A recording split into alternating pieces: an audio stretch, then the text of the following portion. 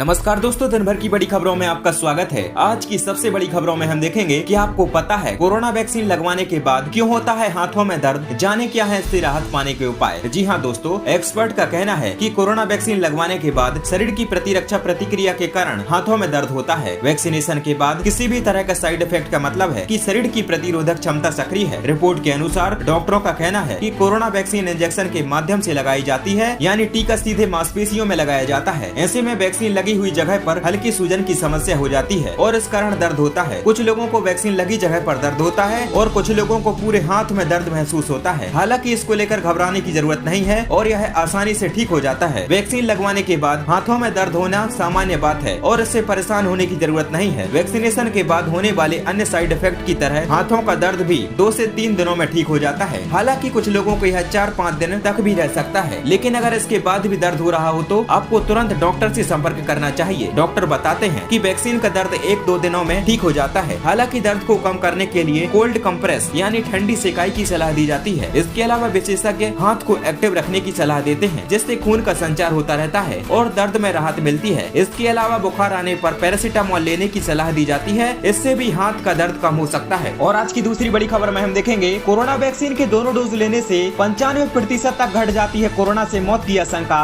ICMR की study में हुआ खुलासा। जी हाँ दोस्तों, पूरे देश में कोरोना से बचाव के लिए टीकाकरण चल रहा है। इसे लेकर कई खबरें आ रही हैं, जिसमें वैक्सीन और कोरोना के विभिन्न वेरिएंट्स और गंभीर संक्रमण के खिलाफ प्रभावकारिता की खबरें भी शामिल हैं। अब वैक्सीन द्वारा कोरोना से होने वाली मौत को रोकने से जुड़ी अहम खबरें आई हैं। Indian council of medical research ने एक स्टडी की है, जिसमें सामने आया है कि वैक्सीन के दोनों डोज लेने से कोरोना के कारण मौत की आशंका 95% तक घट जाती है। खबर के मुताबिक कोरोना वैक्सीन के दोनों डोज लेने से कोरोना के कारण मौत होने का खतरा 95% तक घट जाता है। वहीं एक डोज लेने वाले लोगों में यह खतरा 82% तक घट जाता है। तमिलनाडु पुलिस विभाग के 1,17,524 कर्मचारियों पर की गई यह study Indian journal of medical research यानी IJMR में प्रकाशित हुई है। पुलिस विभाग के इन लोगों में कोरोना वैक्सीन का 1 या 2 डोज लग चुके हैं। इस स्टडी में रिसर्च ने बताया वैक्सीन का 1 डोज भी कोरोना से होने वाली मौत को रोकने में बहुत कारगर है। लिहाजा कोरोना से मौत को कम करने और आने वाली लहरों से निपटने के लिए ज्यादा से ज्यादा लोगों को टीकाकरण करना बहुत जरूरी है। और आज की तीसरी बड़ी खबर में हम देखेंगे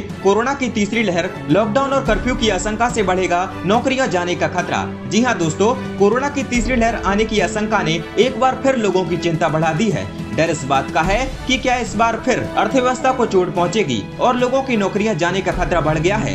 भारतीय स्टेट बैंक यानी SBI ने अपनी रिपोर्ट में कहा है कि कोरोना वायरस की तीसरी लहर अगस्त महीने में आ सकती है और सितंबर में अपने चरम पर होगी। यानी कोरोना महामारी की तीसरी लहर आई तो फिर लॉकडाउन या कोरोना कर्फ्यू लगाने जैसे हालात पैदा हो सकते हैं और एक बार फिर सब ढह पड़ सकता है, जिससे लोगों की नौकरियां जाने और बेरोजगारी दर बढ़ने की आशंका है। और आज की चौथी बड़ी खबर में हम देखेंगे कोरोना से जान गंवाने वालों के परिवार को मिलेंगे 50,000 रुपए। दिल्ली के मुख्यमंत्री ने लॉन्च की स्कीम। जी हाँ दोस्तों, राष्ट्रीय राजधानी दिल्ली के CM अरविंद केजरीवाल ने कोरोना वायरस से अपने प्रियजनों को खोने वाले परिवारों को वित्तीय सहायता प्रदान करने के लिए एक सामाजिक सुरक्षा योजना और ऑनलाइन पोर्टल की शुरुआत की। उन्होंने अधिकारियों से पीड़ितों के आवेदन में कमियां नहीं तलाशने का निर्देश दिया। मुख्यमंत्री कोरोना परिवार आर्थिक सहायता योजना के तहत कोरोना से अपने परिजनों को खोने वाले प्रत्येक परिवार को 50,000 रुपए की राशि दी जाएगी। इसके अलावा अगर व्यक्ति परिवार में एकमात्र कमाने वाला था तो उसके परिवार को हर महीने 2,500 रुपए की अतिरिक्त मदद दी जाएगी।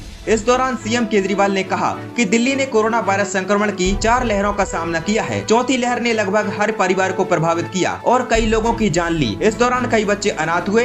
कई परिवारों ने घर का एकमात्र कमाऊ सदस्य खो दिया है, जिनको ये सहायता दी जाएगी। और आज की 5वीं बड़ी खबर में हम देखेंगे स्पुतनिक V वैक्सीन भी मुफ्त में लगाएगी सरकार। पोलियो अभियान की तरह गाँव-गाँव पहुँचेंगी टीमें, जानिए पूरा प्लान। जी हाँ दोस्तों, देश में कोरोना महामारी पर काबू पाने के लिए लोगों का तेजी से टीकाकरण किया जा रहा है। टीकाकरण केंद्र पर फिलहाल कोविशील्ड और कोवैक्सीन ही उपलब्ध है। सरकारी टीकाकरण केंद्रों पर जल्द ही रूसी वैक्सीन स्पुतनिक भी उपलब्ध होगी। कोविड-19 कार्य समूह के अध्यक्ष डॉक्टर NK अरोड़ा ने बताया कि टीकाकरण केंद्रों पर स्पुतनिक V वैक्सीन मुफ्त उपलब्ध कराई जाएगी। उन्होंने कहा, अभी स्पुतनिक V केवल निजी अस्पतालों में ही उपलब्ध है। हम इसे हमारे मुफ्त टीकाकरण कार्यक्रम के तहत उपलब्ध कराना चाहते हैं, लेकिन यह वैक्सीन की सप्लाई पर निर्भर करेगा। रूस की कोरोना वैक्सीन स्पुतनिक V को -18 डिग्री सेल्सियस तापमान पर स्टोर करना होता है। अरोड़ा ने कहा कि पोलियो वैक्सीन रखने में काम आने वाली कोल्ड चेन फैसिलिटीज को स्पुतनिक वी स्टोर करने के लिए इस्तेमाल किया जाएगा। इससे यह भी सुनिश्चित होगा कि वैक्सीन देश के ग्रामीण इलाकों तक पहुंच सके। और डॉक्टर अरोड़ा ने कहा, जुलाई के अंत तक लग जाएंगी 50 करोड़ डोज। सरकार का लक्ष्य इस साल के अंत तक 18 साल से ऊपर के हर व्यक्ति का टीकाकरण करने का है,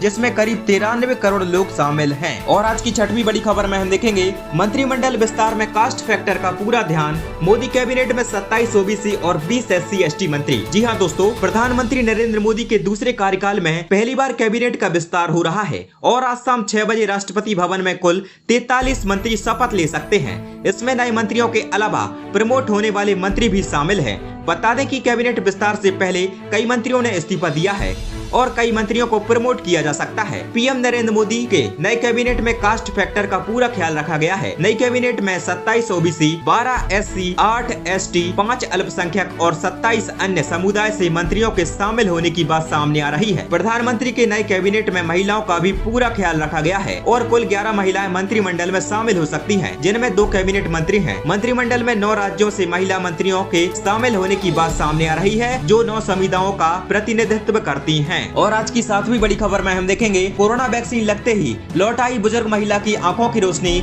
8 साल बाद दोबारा देखी दुनिया। जी हाँ दोस्तों, महाराष्ट्र के वाशिम जिले में रहने वाली 73 वर्षीय एक बुजुर्ग महिला ने अजीब दावा किया है। उनका कहना है कि पिछले 8 साल से आंखों में मोतियाबिंद होने के कारण उन्हें दिखाई देना बंद हो गया था, लेकिन कोरोना की वैक्सीन लगवाने के बाद उनकी आंखों की रोशनी लौट आई है। मथुरा बिडवे नाम की इस महिला ने बताया कि पहले मुझे अपने छोटे मोटे कामों के लिए भी दूसरों की जरूरत होती थी, लेकिन अब मैंने अपने सारे काम खुद करने शुरू कर दिए हैं। इस बात की पुष्टि मथुरा के घर वालों और पड़ोसियों ने भी की है। वहीं इमरजेंसी टास्क फोर्स के मेंबर और सीनियर डॉक्टर तात्या लहानी ने जब इस संबंध में बात की गई तो उन्होंने बताया कि ये महज एक इत्तेफाक है और इसका कोरोना वैक्सीन से कोई संबंध नहीं है। बुजुर्ग महिला ने बताया कि कुछ साल पहले हमने एक आंख का ऑपरेशन कराया था, लेकिन वह नाकाम रहा। इसी वजह से दूसरी आंख में मोतियाबिंद का दायरा बढ़ने लगा और पुतली का बड़ा सफेद घेरा हो गया, लेकिन वैक्सीन लगने के बाद उनकी आंखों की रोशनी लौटने लगी। जब हमने चेकअप कराया तो पता चला कि उनकी 30 से 40% आंखों की रोशनी